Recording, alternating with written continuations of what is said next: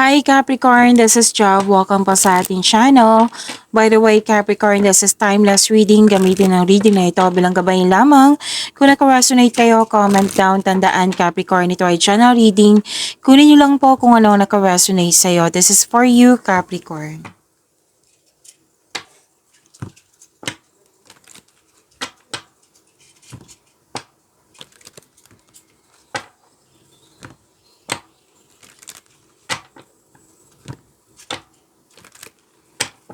Para po ito sa iyo, Capricorn.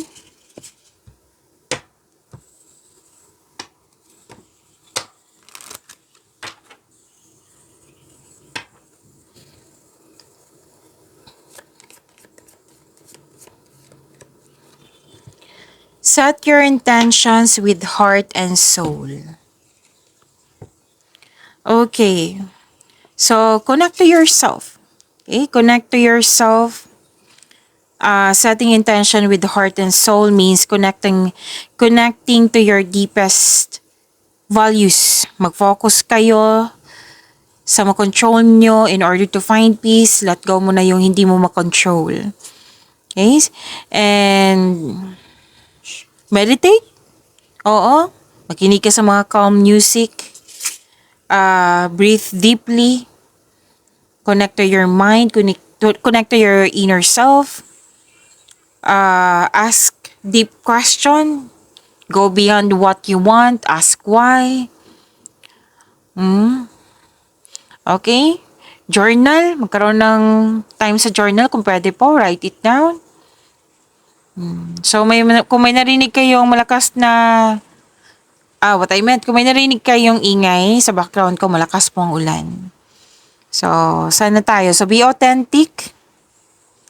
Ensure your intentions align with your core values.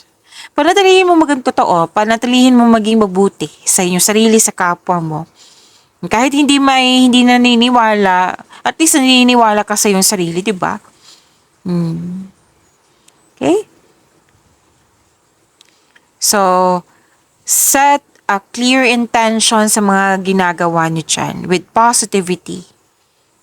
Gagawin mo to, hindi lang para sa iba, gagawin mo to para sa iyong sarili. So, focus kayo sa inner peace kesa sakit ng ulo.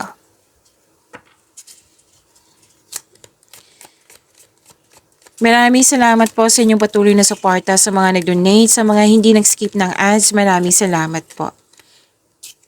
Sa mga hindi pa nag-subscribe, subscribe na po kayo at click bell notification para malaman nyo na may bago tayong video. Para sa mga gusto magpa-reading po, comment po kayo ng personal reading. Again, comment kayo ng personal reading and check my reply sa comment section. May importanteng ganap sa passion mo, may importanteng desisyon din. At nakikita ko dito na may meeting, reunion, togetherness, bonding together, party, special event, public event, or community. About community ito. And humingi ka ng guidance or advice sa mga mentor, elders, wiser parents, kung sino man tong may maraming experience na sa buhay. Kasi nakita ko dito na through this person or through them, babalik yung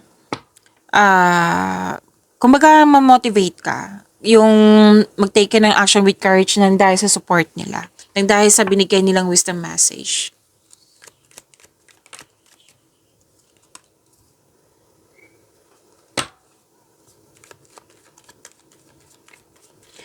This is about your energy, Capricorn.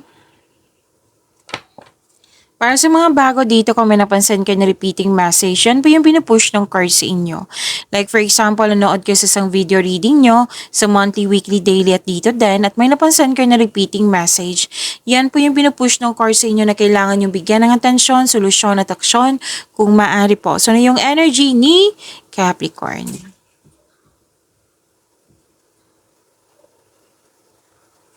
Nagkaroon ng stagnation, parang pagwawalang kilos to.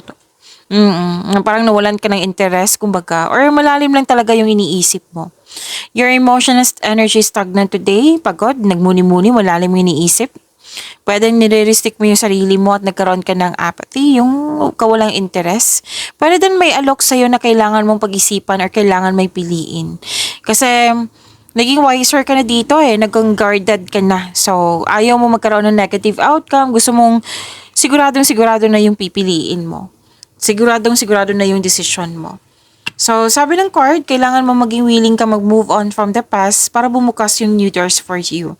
Kasi nakikita ko dito natagalan ka sa paggawa ng desisyon ng dahil sa mga nangyari sa nakaraan. So, you have to, kailangan maging willing ka mag-move on from the past. Kasi fear to kailangan i-release mo yan. Kung pwede po.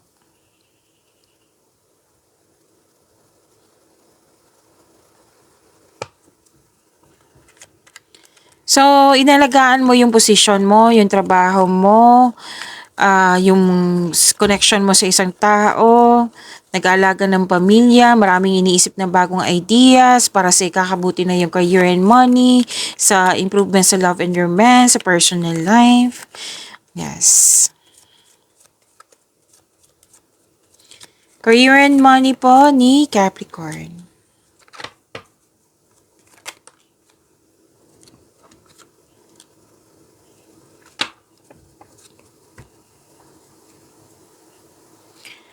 Career and money, Capricorn, emotional stability, empathy, guarded ka. Dalawang card na mismo nagsabi dito.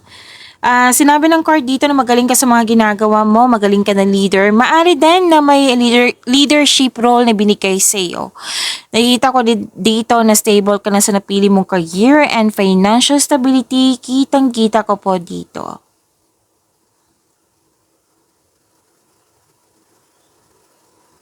May ganap na career change or paglilipat ng work or workplace or may babaguhin lang kayo dyan para mas maging magaan, para mas magkaroon ng growth, para mas maging mabilis kung pwede. Pwede. Para sa mga negosyo, may balak kayong itigil ang negosyo mo at mag-try ng bago na connected sa passion mo. Pwede din may end of contract sa business partnership, pwede, or any kind. Basta pwedeng end of contract po ito. Transformation kasi ito. Sa kaperahan, this is a tough time pero huwag kayong mag-alala. Money matters will improve. So, hold tight lang po, kapit lang po. Magkakaroon din ng transformation. Growth always means leaving something behind. Pero then, nilet go mo yung opportunity dahil sa hindi mo na kailangan.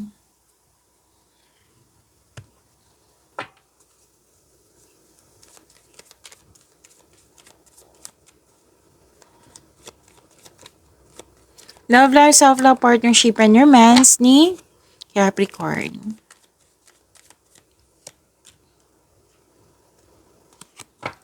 By the way, saglit lang po mag-alcohol lang ako.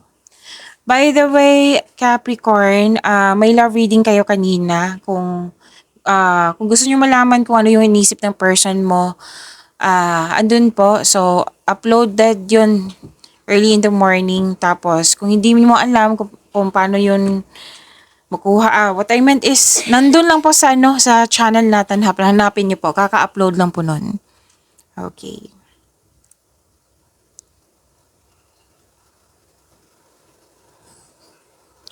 So, may bagong pasok sa relasyon, may nagkaayos, may nagkabalikan, renewal of love, may ibibigay ang universe sa iyo, gift from the universe, pwedeng bagong kaibigan, bagong kasamahan, bagong pag-ibig, na magbibigay ito ng love, peace, and happiness sa iyo. Sa mga relasyon sa buhay mag-asawa, magkakaroon ng renewal of love, very supportive kayo sa isa't isa, mahal na mahal niyo ang isa't isa. Parati itong lumalabas sa inyo, Capricorn, na may buntis or the arrival of a new baby. Actually, dalawang card po mismo nagsabi dito, oh.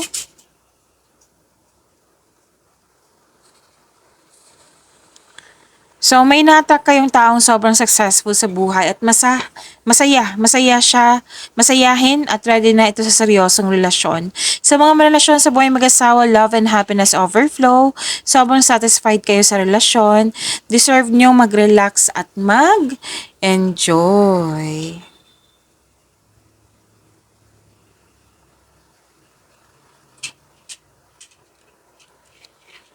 Okay, sa mga single po, huwag kayong magmadali sa magkaroon ng relasyon kasi sinabi kanina na may gift from the universe, di ba? May ibibigay ang universe sa'yo. Basta trust and have faith. Okay? Sa mga relasyon sa buhay mag-asawa, siguraduhin magkaroon kayo ng vision for the future, mag-create ka ng solidong foundation, mag-establish kayo na kahit anong plano para sa pag-level up nyo. Pagyamanin nyo po yung blessings na binigay sa inyo, Capricorn. See you tomorrow. Maraming salamat.